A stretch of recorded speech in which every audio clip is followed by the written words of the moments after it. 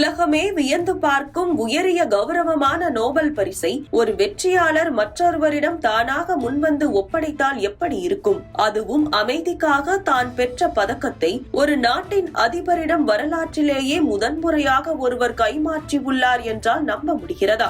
வெனிசுலாவின் இரும்பு பெண்மணி மரியா மச்சாட்டோ மற்றும் அமெரிக்க அதிபர் டொனால்டு டிரம்ப் இடையே நிகழ்ந்த அந்த வரலாற்று சிறப்புமிக்க சந்திப்பு குறித்த முழு விவரங்களையும் பார்க்கலாம். வாஷிங்டனில் உள்ள வெள்ளை மாளிகையில் நேற்று ஒரு முக்கியத்துவம் வாய்ந்த சந்திப்பு நடைபெற்றது.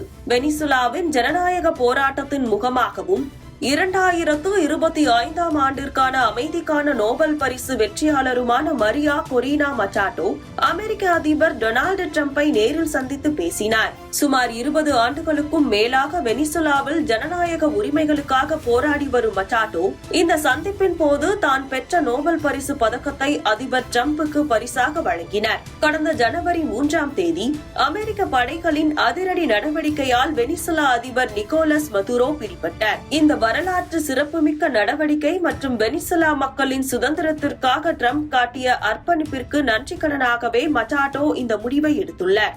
இது குறித்து செய்தியாளர்களிடம் பேசிய அவர், 200 ஆண்டுகளுக்கு முன்பு சீமோன் பொலிவாருக்கு வழங்கப்பட்ட கௌரவத்தை போல இன்று வெனிசுலா மக்கள் சார்பாக இந்த நோபல் பதக்கத்தை அதிபர் டிரம்பிற்கு வழங்குகிறேன் என நெகிழ்ச்சியுடன் தெரிவித்தார். இதனை ஏற்றுக்கொண்ட அதிபர் டிரம்ப், இது ஒரு அற்புதமான பரஸ்பர மரியாதையின் அடையாளம் என தனது ட்ரூத் சோசியல் தளத்தில் பாராட்டியுள்ளார். தற்போது அந்த பதக்கம் வெள்ளை மாளிகையில் அதிபரின் வசமே உள்ளது.